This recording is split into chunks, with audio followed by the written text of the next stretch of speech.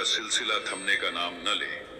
जब ऐसा लगे कि मानो सुख ने इस आंगन का रास्ता ही भूल लिया हो, तब शास्त्र कहते हैं ऐसे समय में मंगलवार के पावन दिन श्री हनुमान जी की कथा सुनना केवल एक धार्मिक कर्म नहीं, बल्कि अंधकार में जलाया गया वह दिव्य दीप है जो धीरे धीरे पूरे घर को प्रकाश से भर देता है। हनुमान जी केवल संकट मोचन नहीं है, वे भक्ति के प्राण हैं, वे साहस के स्रोत हैं, वे उस अडिग विश्वास का प्रतीक हैं जो असंभव को भी संभव बना देता है। वे ऐसे दयालु देव हैं जो अपने भक्त के दुखों को स्वयं पर ले लेते हैं, जिनके नाम का स्मरण मात्र से भय कांप उठता है और नकारात्मक शक्तियां दूर भागती हैं। आज जो कथा प्रारंभ होने जा रही है वह केवल एक कहानी नहीं है, यह एक दिव्य अनुभव है। यह वह पावन प्रसंग है जिसे सुनते सुनते हृदय में आस्था की लौ प्रज्वलित हो जाती है। मन में ऐसा साहस जागता है कि वर्षों से जमी हुई निराशा की परतें पिघलने लगती हैं। इसलिए आप सभी से विनम्र निवेदन है, इस कथा को अंत तक अवश्य सुनिए, इसे बीच में छोड़कर मत जाइए। शास्त्रों में, विशेषकर गरुड़ पुराण में उल्लेख मिलता है कि जब कोई व्यक्ति श्रद्धा से आरंभ की गई कथा को अधूरा छोड़ देता है तो वह स्वयं अपने पुण्य के प्रवाह को रोक देता है। कथा केवल शब्द नहीं होती, वह ऊर्जा होती है, वह कंपन होता है, वह ईश्वर से जुड़ने का माध्यम होता है। और जब हम उसे बीच में छोड़ते हैं तो वह दिव्य प्रवाह बाधित हो जाता है।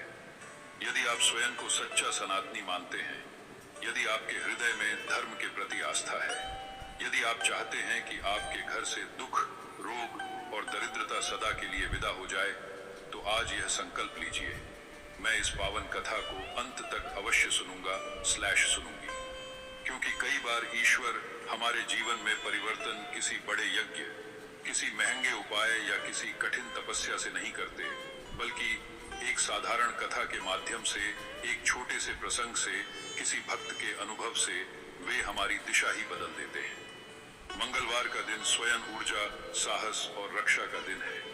यह दिन उस महाबली के चरणों में समर्पित है जिन्होंने माता सीता की खोज में समुद्र लांघ दिया, जिन्होंने अशोक वाटिका में असुरों का अभिमान तोड़ा, जिन्होंने लंका दहन कर अधर्म को चेतावनी दी और जिन्होंने भगवान श्री राम के प्रति अपनी निष्ठा से भक्ति की पराकाष्ठा स्थापित की।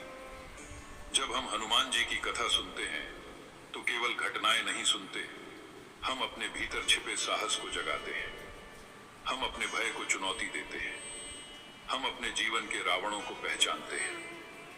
कहा जाता है कि जिस घर में प्रत्येक दिन श्रद्धा से हनुमान जी की कथा या चालीसा का पाठ होता है, वहां नकारात्मक शक्तियां टिक नहीं पाती, वहां कलह धीरे धीरे समाप्त होने लगता है, रोगों में शांति आने लगती है और सबसे बड़ी बात, मन में स्थिरता आती है।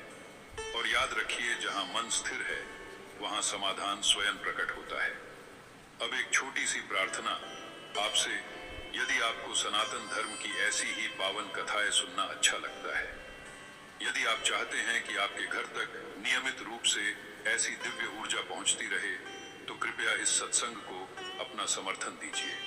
वीडियो को लाइक कीजिए ताकि अधिक से अधिक लोग इस कथा से जुड़ सके।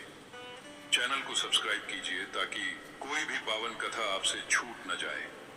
और इस कथा को अपने परिवार, मित्रों और प्रियजनों के साथ अवश्य साझा कीजिए, क्योंकि धर्म का प्रसार ही सबसे बड़ा दान है। अब अपने हृदय की धड़कनों को स्थिर कीजिए, अपनी श्वासों को शांत कीजिए और प्रवेश कीजिए। बहुत समय पहले की बात है, भारतवर्ष के एक छोटे से गांव रामपुर में एक बहुत ही साधारण और गरीब परिवार रहता था। इस परिवार का मुखिया था रामदीन। रामदीन और उसकी पत्नी सुमित्रा दोनों ही भगवान हनुमान के बहुत बड़े भक्त थे। उनके जीवन का बस एक ही नियम था, चाहे आंधी आए या तूफान, वे हर मंगलवार को हनुमान जी के मंदिर जाकर दिया अवश्य जलाते थे और पूरी श्रद्धा से हनुमान चालीसा का पाठ करते थे। रामदीन एक किसान था, लेकिन उसके पास अपनी खुद की जमीन नहीं थी। वह गांव के जमींदार के खेतों में मजदूरी करके अपना और अपनी पत्नी का पेट पाल रहा था।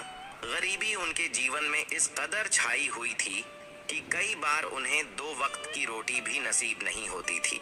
लेकिन उनके चेहरे पर कभी भी दुख की लकीरें नहीं देखी गईं। इसका कारण था उनका अटूट विश्वास। वे हमेशा यही कहते थे कि जब तक हमारे सिर पर संकट मोचन हनुमान का हाथ है, हमें कोई दुख तोड़ नहीं सकता। लेकिन उनके जीवन में एक बहुत बड़ा दुख था जो उन्हें अंदर ही अंदर खाए जा रहा था। शादी के 10 साल बीत जाने के बाद भी उनके घर में बच्चों की किलकारी नहीं गूंजी थी। गांव के लोग अक्सर सुमित्रा को ताने देते थे, उसे बांझ कहकर पुकारते थे। यह सब सुनकर सुमित्रा का मन बहुत